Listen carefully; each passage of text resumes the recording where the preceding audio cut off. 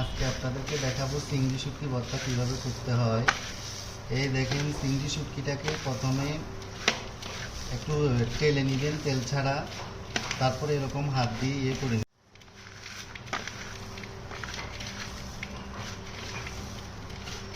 এখানে বাটা মরিচ রেখেছি, লবণ, পেঁয়াজ কুচি, ধনেপাতা, সরিষার তেল।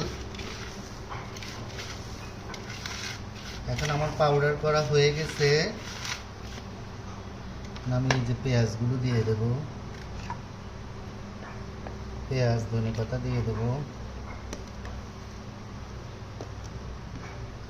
লবণ দেব, স্বাদ মতো লবণ দিবেন,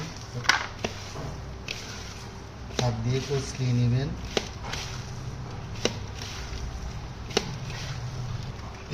এরপর বাটা মরিচটা দিয়ে দিবেন।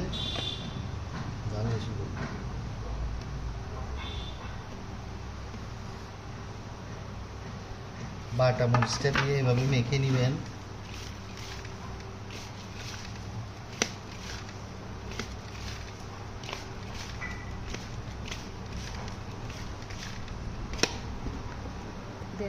এরপর এই যে সরিষার তেল দিবেন।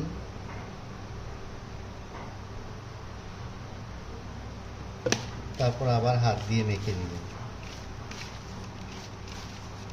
এভাবে বাসায় করে দেখবেন, অনেক টেস্টি হয়ে গেল। মজাদার চিংড়ি শুটকি ভর্তা, অনেক মজা। একটু ট্রাই করে দেখি। আল্লাহর নেয়ামত। Done.